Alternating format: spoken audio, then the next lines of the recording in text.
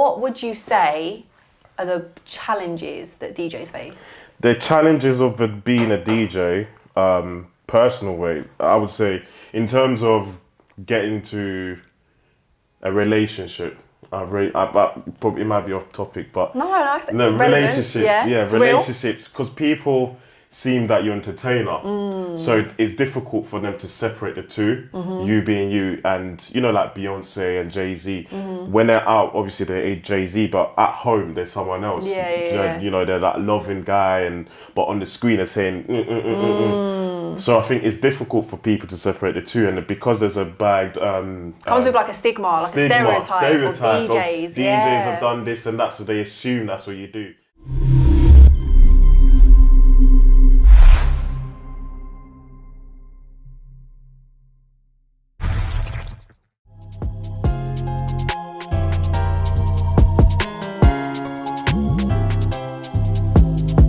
Welcome back to the channel, everyone. Hope you've had a great start to the year.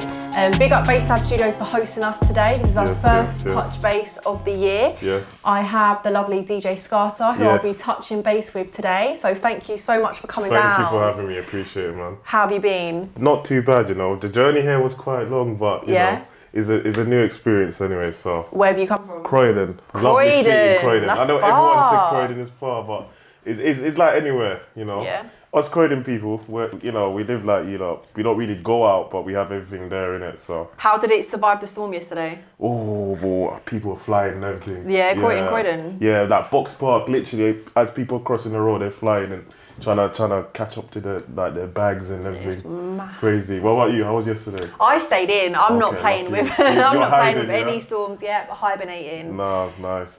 So I know that you're a very ambitious man. Yes, indeed. So I wanted to talk about different aspects of your career journey. The first one being DJing. Yes. So if you want to take us way back, how did you first get into it?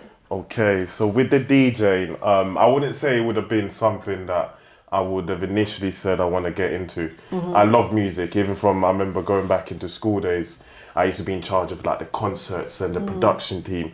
Even I used to play basketball as well, and whenever we used to win, I used to drum, and everybody would start dancing. So I'm African, by the way, so I'll drum on the chairs or whatever, and everyone started dancing. I think it started from there. And then what triggered me to start DJing is one of my friends called TJ.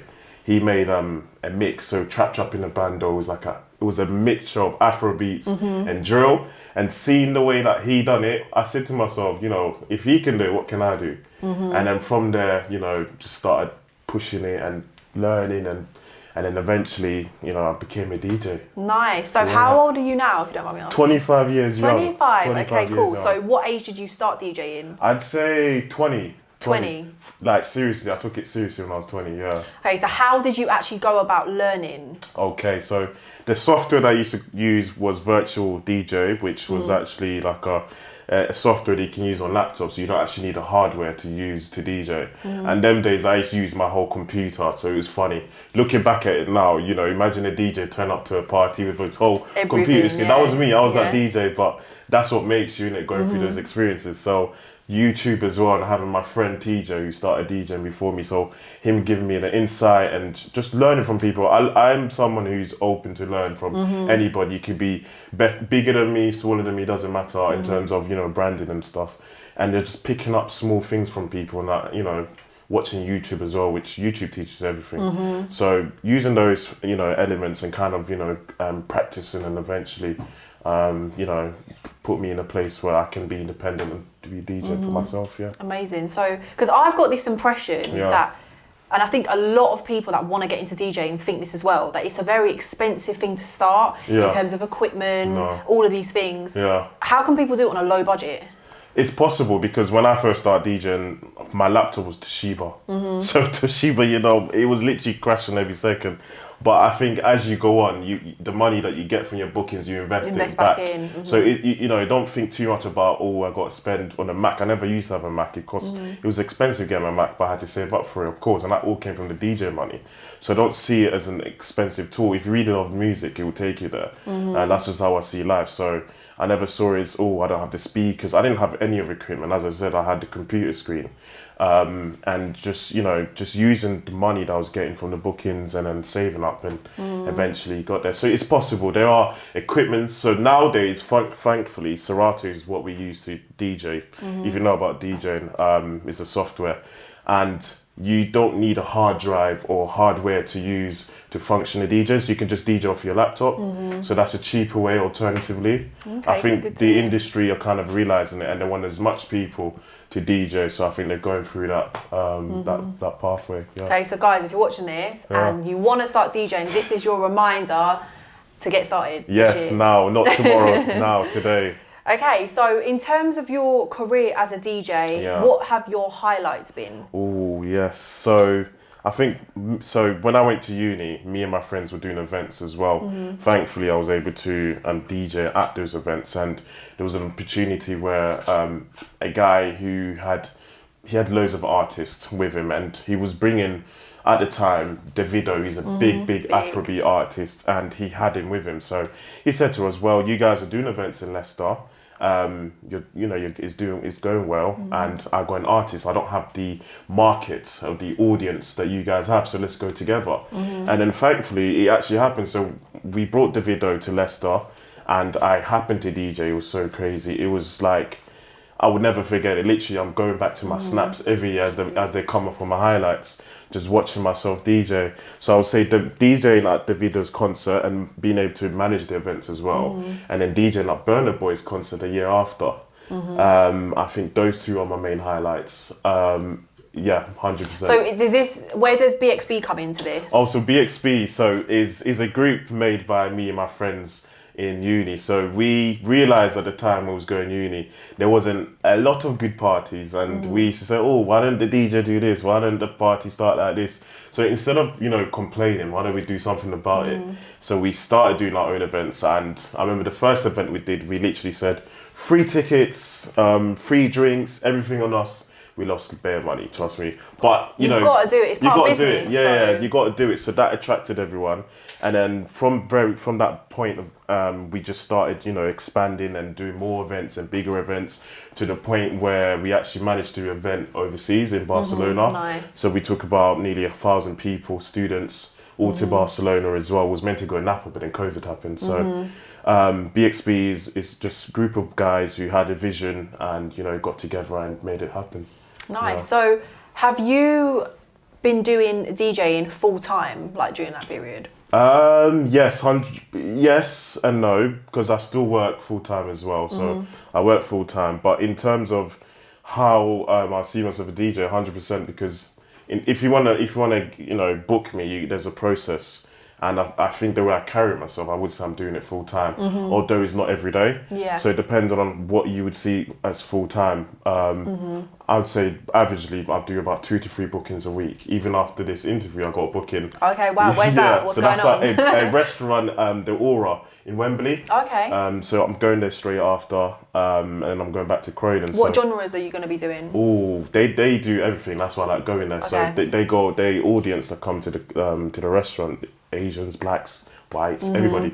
So I'm able to cater to everyone, so it's not going to be an issue. Yeah. Nice. What would you say are the challenges that DJs face? The challenges of being a DJ, personal way, I would say, in terms of getting to a relationship.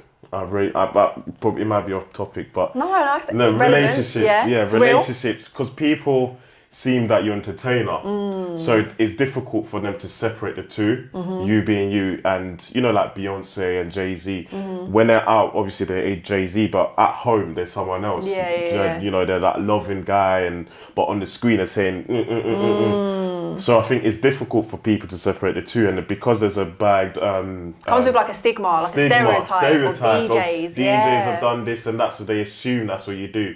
People always tell me you're actually not who I thought you was when they speak to me, because you see SCARTA, so you're thinking this rude DJ. No, I'm actually a cool, humble guy, and I think at that very moment of time where people don't speak to me because they think maybe I'm going to come across a certain way. So that's maybe difficult, or having trust issues because they're thinking you're going to loads of parties, you're meeting all these girls. Yeah. But it's not like that. Everyone has that option, you know, just because... It's a profession. Profession, like, I take it serious. My DJing is serious, so I take it serious as if I'm doing a job.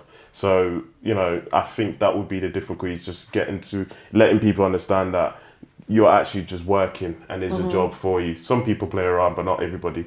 Yeah. And this probably comes with like the relationships aspect as well. Do you feel like you need to be a night owl to be a DJ? Like, how do you cope with the schedule? It's not easy. You have to be very determined, and you know, you have to really want it. For example, there was times where I've literally gone into work, and after work finishing around 7, gone straight to like Leicester or Manchester the same day, drove there, and then back into work. So I'll bring, like, let's say when I was working in Deptford, I'll bring 2 forms of uniform into my workplace, knowing I'm going to stay at work and then shower. So I'm not even going home. So I would say yes, in a way, because obviously that's where the business is. There are daytime events and things that you can do now, but if you look at where the market is, 100%. So it's something. If you love something, things like that won't really matter.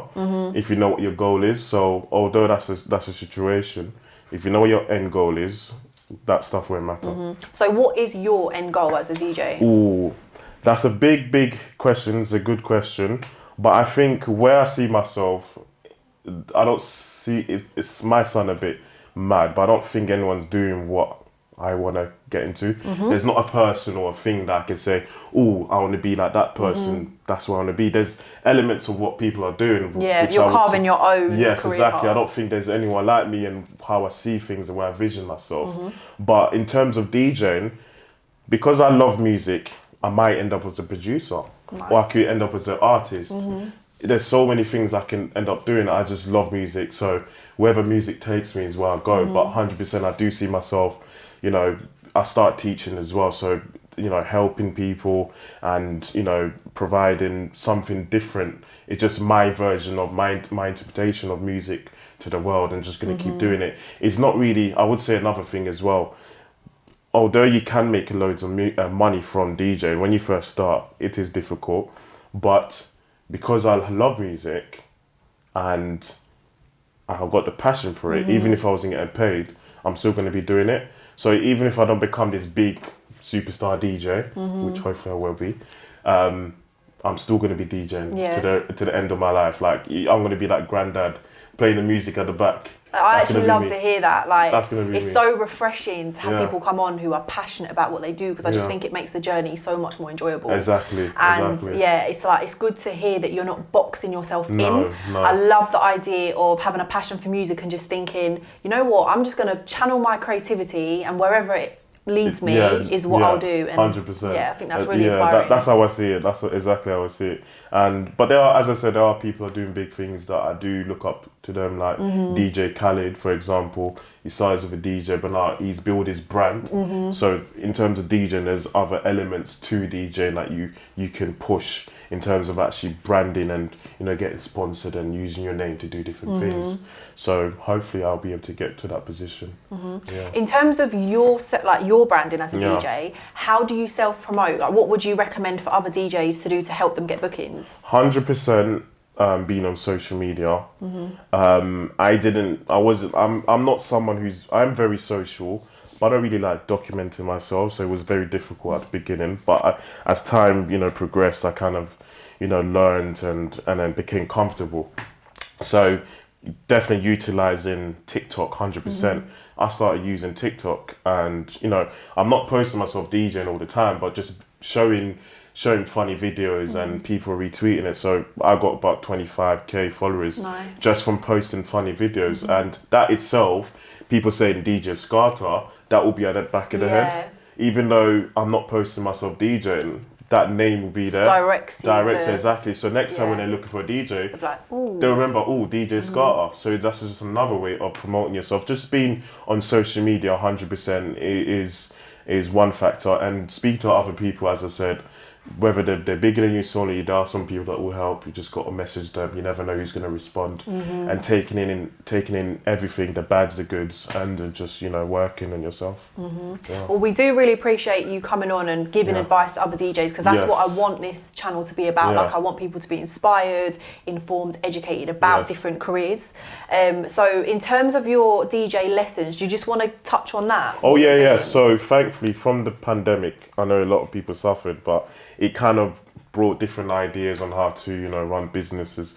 Like, for example, businesses that may have been, like, you know, had a restaurant, couldn't obviously operate, but then they started doing online deliveries, and that's where they were making the money. So with the DJ, I couldn't do bookings, so I said to myself, what can I do that I would still feel happy and, you know, kind of giving back to the community as well and the people around me. Because ever since I started DJing, people have always messaged me, oh, how do you DJ? But I never had the time to sit down and actually show people. So that was the best time for me. I'm at home, nothing to do. So I started teaching people. So there's a studio called Parrot Studios, and they got the whole setup and everything. So no one needs to come to my house or anything like that. We go to the studio, and I'll literally teach you from the basics, from what it means to be a DJ, what the hard drives and each elements, and it's literally just showing people what I do, and hopefully you're able to kind of be creative in your own way. Because as a DJ, it can be difficult because we are creatives,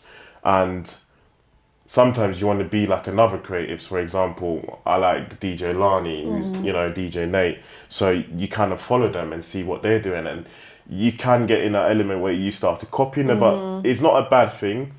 But that's what I try to teach people. So you can look at these people and just take in the goods as and a foundation. As a foundation, exactly. So that's what I teach. So I don't teach people just how to DJ. I teach them, you know, the branding, the marketing, how to set up your folders and what sort of music, how to find your music. And ever since I started, you know, people have been reaching out to me from all over. I had someone come down from Manchester as well, travel all the way to Croydon just for a lesson. To them, they had value in that. They said, you know, just sitting down with you for 2-3 hours is worth the travel. So much quicker than just YouTube or however. So so I've been doing that, and I'm still doing it till this day. Okay, amazing. So have you got, is it just your Instagram? How can people contact you to hit you up for lessons? So in terms of reaching out to me, all socials is DJ SCARTA, so that's DJ SCARTA, so that's Snapchat. Thankfully, I managed to change my Snapchat name the other day. Okay. Because it's been some random name. So now it's all consistent. So everything's consistent. DJ SCARTA. If you want to find me, you can find me. That's DJ SCARTA, Snapchat, Instagram, TikTok, LinkedIn, whichever you want to find me. Yeah. Okay, great. So I do just want to lastly touch on your other career ambitions. Yeah. So you were recently promoted to, is it senior negotiator? Yeah. Congratulations. Thank you, appreciate it. How's it going? It's very, it's different, I'd say, in terms of, you know, being a DJ, and that side is more corporate. So there's rules and policies that you got to follow. But I think what I enjoy about that self is being able to meet people. And do you want to just discuss a bit about what the role is? Yeah. Okay, so I work in a properties industry, so selling and letting houses as an estate agent. I started about 2-3 years ago. At the time I finished uni, I didn't really know what I want to do. I do have a degree in business management, so I did kind of want to utilize, you know, the skill sets that I've obtained from uni. And I've worked in, you know, retail all my life as well, but I felt like working in retail, I've done everything that retail can offer me in terms of, I remember I was working bakeries, tills, I've done everything, so I needed something more challenging. Exactly, so I got into real estate, and it wasn't my goal to stay there, but I became good at it. And I think it's because I had that natural, I'm just a likable person, I guess. People skills, and I'm able to speak to people. You can be, you know, and I think one element that actually helps me, and I realised this the other day, is where I'm, you know, I see myself as a foreigner because I'm not from here. I was born in this country. I lived in 4 different countries. I could speak 4 different languages, and being able to do that, it helps me to kind of communicate with different people. Because you got so many different people that come to the door and say, "Oh, can I buy a house? Can I rent it?" So yeah, I've worked as a real estate lettings negotiator. I did that for about 2 years. Moved over to a branch in Croydon and became a senior negotiator. I may stay there, become, you know, a manager. But yeah, it wasn't something I wanted to do, but, you know, just with life, I happen to, you know, this is what I do in terms of DJing. It wasn't something I was meant to do, but once I do something and I always put 100 in it, because that way, if it doesn't go well, at least you know you have no regrets. Exactly. Like, so that's just what I did with the real estates, and thankfully, I'm doing well in it as well. It's worked out. Yes. So what's your kind of like wider goals? Are you kind of just gonna keep doing both and just let them go? I think I've had this conversation with myself, because when I look into other people, for example, Stormzy from Croydon as well, before he became the musician that he is, obviously he's been doing music for a while, but he had to make a decision for himself whether he wants this goal or he wants this, because it's not impossible to do both. It's possible, of course, anything is possible, but if you want something so bad, there's going to come to a decision where you're going to have to decide and focus because I always wondered the amount of energy that I put into my real estate and, you know, working, what if I could put that energy into my craft, into music? Where would I be? Imagine waking up at 9 every day and then I'm straight into music, and then finishing at 7 Monday to Friday every day for about 6-7 months. Where would I be? So it is the unknown. Of course, I would love to end up in music somewhere, but I do love real estates as well. It does keep me going in terms of the financial aspects. But then I ask myself, whenever I do get paid, the money then goes back into DJing. So it's kind of like I'm doing that, but then it's going there. So maybe, I don't know. Who knows? Who knows? It will all come together. Yes. Do you do like personal investing? Are you into that? Not at the moment. I've looked into a few. Some of my friends do. There are also a few things there, but because I'm not really 100%, I wouldn't. There's nothing that I can kind of recommend or anything like that. Yeah. No, that's fine. Just thinking, because you know, once you get into like anything to do with investment, like real estate, kind of like opens your mind up to that whole world of investing. Of course. There's so much investment, even life investments, insurance on your life and things like that. It does open that's why I do like the corporate side as well, because it's taught me and opened my mind on so many things that they won't teach you in school. So 100%, I think that's a good element as well, because with working full time and working a corporate, it's helped me to kind of position myself, or kind of make myself in a way where I am putting what I'm learning into my DJing as well, in terms of being, you know, professional and doing certain things, certain ways, like sending invoices or taking bookings only through email, and that's from what I learned from work. So 100% working, you know, in the corporate side has helped me to develop myself and give me skills that I probably wouldn't have. Okay, well, thank you so much. I feel like you gave such a good insight on how someone can be sort of building their passions, doing other careers, and really mixing that. I like to call it like mixing academia with creativity, because I feel like I'm quite similar to that. I was very like academic in school, but then I always had this creative side and I just never knew how to bridge it. So I feel like, you know, you coming on and explaining that you can really be multifaceted. 100%. You don't have to just stick to one thing. You don't have to just box yourself in, as I said. 100%. So yeah, I think that was really inspiring. No, thank you for having me. I appreciate it, man. It's not something I've done before, but I like doing this thing, because, you know, sharing information. Yeah, you don't know who's listening, and it could be someone at home trying to figure it out, and, you know, you could give out a piece of information that could change someone's life. So yeah, thank you for having me.